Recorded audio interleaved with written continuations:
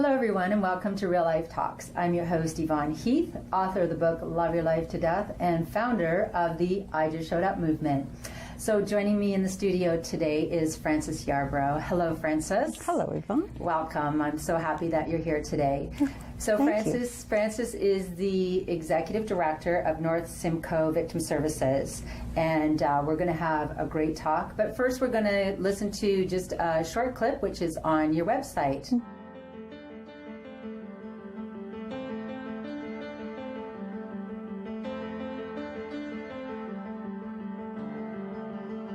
Resiliency means different things to different people. And it's how you step into the space and take that bold next step when you go through times of adversity and trouble. Victim services volunteers have the opportunity to help people on what is possibly the worst day of their life. We provide caring response to those in crisis, supporting victims of crime and tragic circumstance, and facilitating long-term solutions, so empowering resilience. Resiliency, bouncing back in times of adversity. Resiliency is finding the courage to recover from and adjust to change. Well, what is it that we're trying to become resilient to? And in large part, it is to trauma. Historically, we've done a really good job, or at least we've paid a lot of attention to those things that can cause bodily injury, especially for first responders. But more recently, I think we're starting to acknowledge that we have to do a better job of taking care of them psychologically because of the nature of the work that they do and the things that they're exposed to. Resiliency to me means to be able to work through and overcome all the crises and curves that life throws at you. Resiliency means successfully overcoming everyday obstacles, big and small. You know, we can't control what life throws at us. We can't. But we can choose how we will respond to it. Take care of yourself so that you can stay well, to serve well. That's how we become resilient, is to recognize that that part of us is still who we are as humans.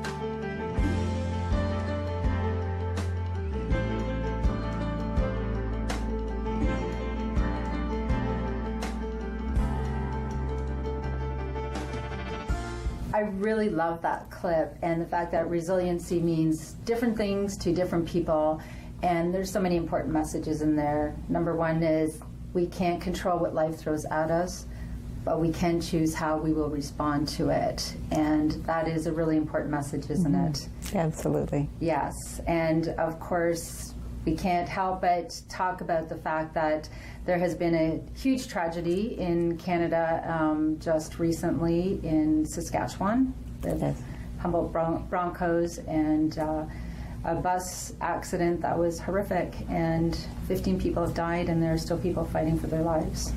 And so I feel like we're fortunate that we're here because you can share some of your wisdom and how we can help people just wrap their heads around things and what Victim Services provides, and we'll go from there. Okay, great, thank you. So the Victim Services across Canada have very similar roles, and our job is to assist people that have been impacted by tragic circumstances, such as in Saskatchewan, or by a crime.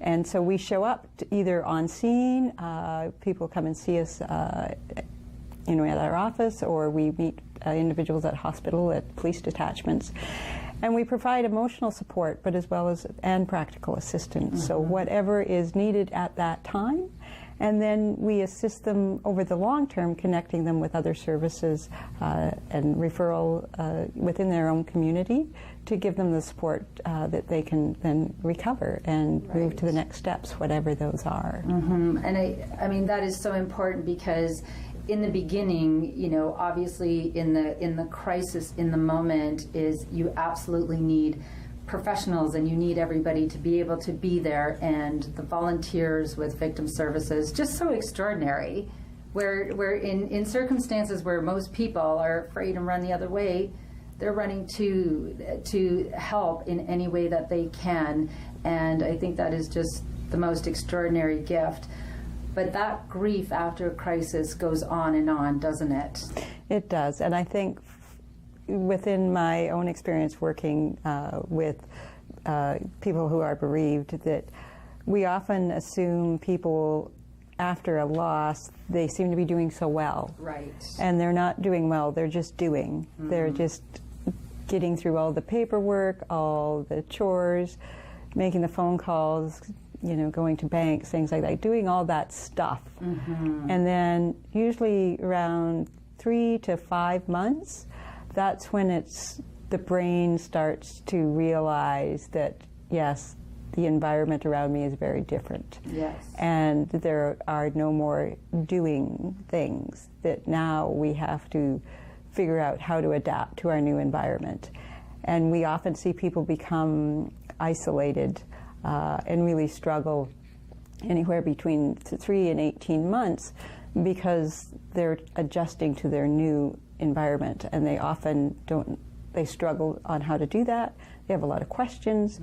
Many of the folks that were very close to them may have moved away because, you know, it's uncomfortable. They don't know what to say. Right. They don't know how to assist because we're all very good at doing, but we're not very good at just being. Just being, Yeah. exactly. And in those first couple of months, of course, you're in shock on automatic pilot, and there are several things you need to do. And that's when most people, your village, are there for you.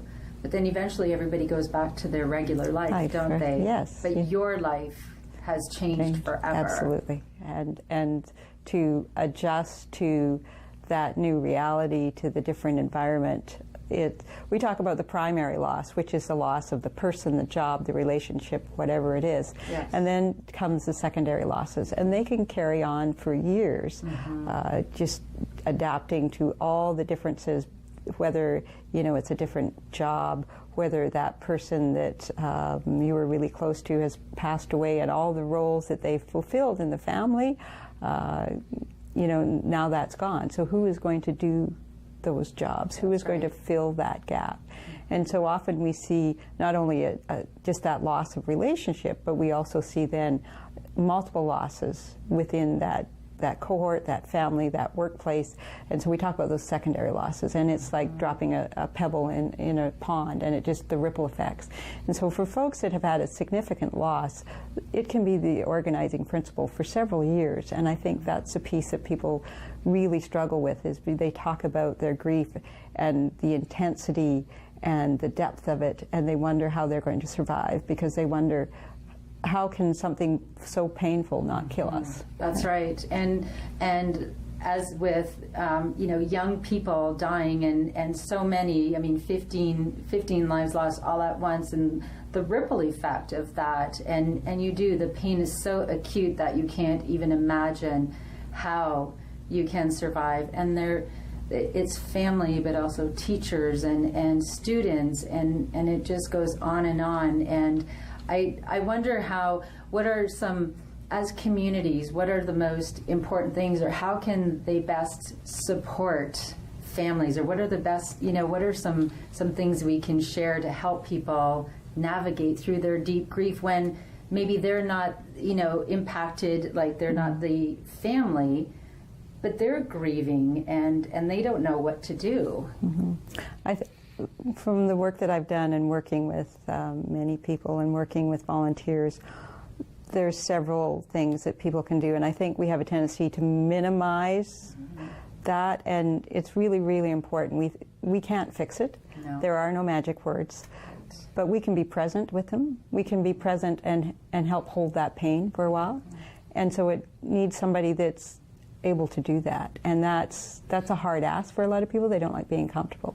You have to be comfortable with people's tears. Yes. You need to be able to say the individual's name, and that's really important, because one of the things that those that are bereaved fear is that person's going to be forgotten. Okay. So if you say the person's name, rather than saying your brother, your sister, your mom, your dad, but say the person's name, then you acknowledge that that person was there and they meant something, and you're acknowledging the importance of that relationship. And you can always ask, is there something I can do? But people don't know. They don't know. But I always say to people, the thing is that regular life stuff keeps happening, right? Like, grief doesn't care if you're grieving, or life goes on. So your grass still needs to be cut, and you still need meals, and kids still need to go to activities. And wouldn't it be wonderful to say, I'm here, I'd like to, can I drive the kids to soccer, or I'd love to cut the grass, and I'm sure no one would mind if you shoveled their path. In Muskoka, you could do that in April, May, and June, apparently, because it's never going to stop snowing. But, those things that we have to stop. Oh, it's okay. People don't want to trouble other people either, right? So maybe you could just do something or offer a couple of choices.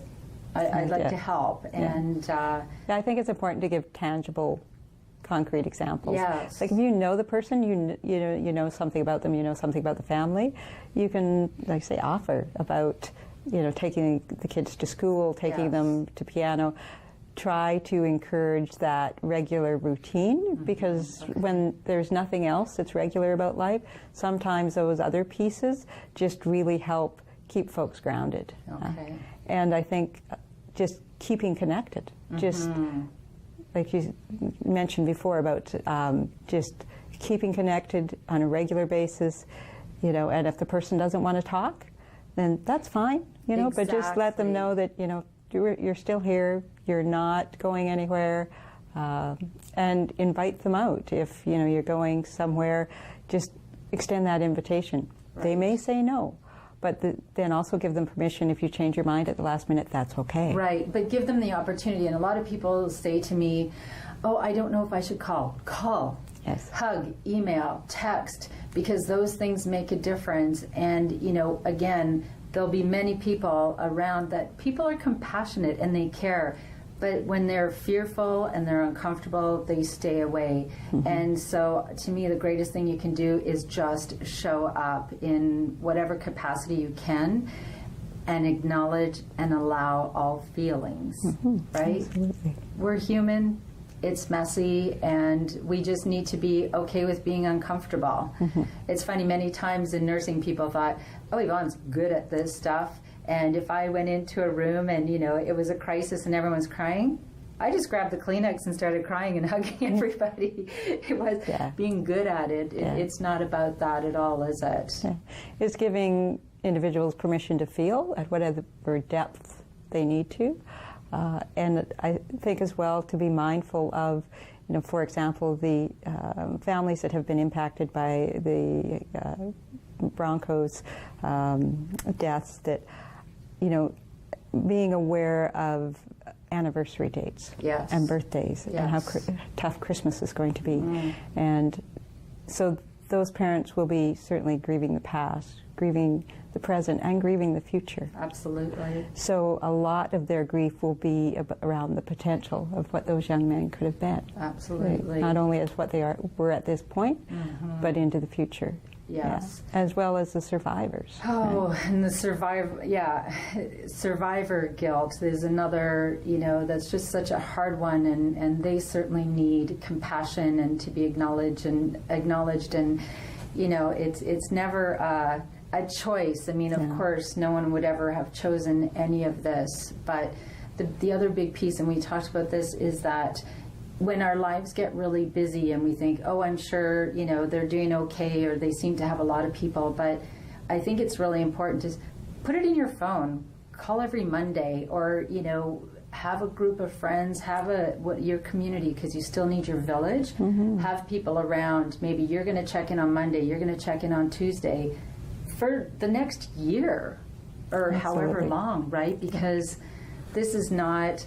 Somebody asked me actually once, how long, I should be done grieving now, right? It's been, several months. And I just said, I'm so sorry to be the bearer of bad news. It doesn't work that way, does it? No, it's not a timed event. There's no medals for getting through it quickly. No, there isn't. And we find that people often talk about closure or the phases, and from working with folks, what they tell me is that there's no closure. No. That they always have that grief in their heart. It diminishes over time, but it's always still there. Particular days will bring it on, particular triggers, and that they may not necessarily accept the loss, but they get to a point where they can acknowledge it and carry it with them and be okay. Yes. And I think another important piece is that it's okay if somebody starts to talk about it, just listen, right? At any time. And, I remember one friend who became a grief counselor, and she said, I get to talk about my son over and over, and what I went through. And he died when he was 22, and I get to talk about my son, and I love that. And to keep someone's memories and legacy alive, and they're always a part of your life. They're not physically still present, but you're, again, I didn't realize that piece of people worry, are we going to forget about this person? So, that we don't need to do that. That isn't, people think if you stop talking about the person, then you're over it and you're in a better place, and that's not it, is it? Or they're afraid that I'm going to upset them. Right. They're already upset. That's right, yeah. So I know that people that have lost significant individuals in their lives, that leading up to Father's Day, Mother's Day, Christmas, birthday, anniversaries, I mean, that's what they're thinking about. And so to pick up the phone or to write a note or to just go out for a coffee and say, and just acknowledge the day that's coming up, and the individual may or may not be struggling. But if they are, then you've just given that permission to that person to talk about it. And even just asking some questions like, so what was the favorite birthday meal? Or, what was the best gift that individual ever gave you? And I find that often talking about the gifts, not so much that you gave them, but that they gave you. And it may not be, a physical gift, but it might be, I learned how to laugh. I learned how to be more caring. I learned, just some particular piece of knowledge or something. And so those are the really important gifts that we take forward with us, and that helps our grief diminish, and it becomes part of us. It changes us. But we take those pieces into our hearts and our minds, and so it's not so much really focusing on the physical being, that physical part, that person was actually there, but we get to the point where we can carry that person with us in our minds and in our hearts and within our spirit. And that, I think, brings about some comfort, maybe even some post-traumatic growth, like from this horrendous experience, such as a bus crash or sudden death or, breakup of relationship or whatever it is. It's like, what have I learned? How am I a better person because of that situation? Working with individuals who've had very difficult relationships with individuals, and that individual has passed away, even talking about the gifts is, well, what I learned from that relationship was not to treat people like the way that person taught me. Exactly. So you still learned something. You still learned something, and it's still a gift. Right? Yes, that's right. And I think we often we don't pay enough attention to those pieces or embrace those pieces. We focus more on tangible things, on achievements, and I think it's the small little gifts that really help us in our grief journey. Absolutely. So talk a little bit more about post-traumatic growth. What does that mean, and what's possible with that? So that's comes out of some research that actually some professors at the Wilfrid Laurier have done with parents whose children have died of illness. So basically they were a caregiver for a long time and the child died. And what the parents reported on was that people focus very much on the loss. And after a certain period of time and the parents working through their grief, they want to talk about what's been positive, because there is positive. And they talk about, we were able to learn this. Our relationship was closer. The way we treated the other children was different. The way we keep connected with our family is now more genuine. So they've taken that terrible experience or that difficult experience and, I say, took the gifts out of it, took the learnings and the gifts, and that's what they choose to move forward on, rather than dwelling on the days leading up to the death or the death. And from working with folks, that's what I found, that I knew they'd sort of turn the corner on their grief journey is when they looked at the positive memories, at the gifts, at the things that they had learned, rather on either, if it's a sudden death that day, or if it's an illness is leading up to the death and what happened to the death, because initially that's the focus, right? That's your brain's trying to figure out what happened. And then when you're able to sort of come up for air and look around and see, oh, there was good parts to it. There always, and there always is, and in that acute grief, it's almost impossible to see, and you just have to allow your grief, and your heart is too broken to see that. But I remember reading once in Chicken Soup for the Soul, which I bawled for, I think, an hour after I read it, this little boy his brother had died, and he was 3 years old. And this little boy was saying to his mom, "Aren't we so lucky, Mom?" And of course the mother's thinking, how can we possibly, be lucky? And he said, some people didn't even get to meet. His name was Tanner, which is my little boy's name, so I think that contributed to my tears. But I said, some people didn't even get to meet Tanner, and we had him in our lives for 3 years. Yes. I think, oh my goodness, to be able to come to that place, what... Easier said than done? Absolutely. Yeah. All of this isn't it? Absolutely. But it's possible. Right. And I think if, as you say, to be present and to show up, that gives people hope that they're not going to be left alone, that even in their darkest times with such horrendous pain, that there's still people around them that still love them and support them, and that will be there for them. They can't take the pain away, but they're willing to be with you in your pain.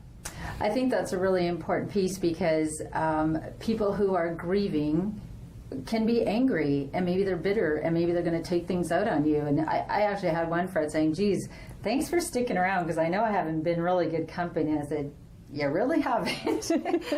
Let's be honest. But you know what? I'm here for you.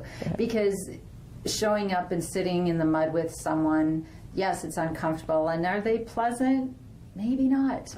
But that's real life, isn't it? Being able to show up in the good times and the bad. Yeah. And anger is a very big part of grieving, isn't it? Yeah. And, just we don't recognize that sometimes. Well, we can refer to anger as a second emotion, because it's like an iceberg, and what we see is the anger, but underneath there's the hopelessness, the helplessness, the fear. I mean, we often get angry out because we don't know what to do with the fear and the hopelessness and the helplessness. So we cope by getting angry, right? We need some sort of control. And so our control is to become angry. Right. And, we talk about people that not necessarily being angry at a particular thing, just angry at the world, right? Because they're fearful of, what do I do now? I don't know how to do this. I can't feel this bad and survive. And so I think just being willing to be with the tears, with the anger, and just allow whatever comes to be, not to judge, not to criticize people as they should, grieve a certain way. And that's classic in families, is that, our grief is a natural reaction to a perception of a loss. So natural being is that we can't control it. Yeah. It's individual, and it's going to be what it is.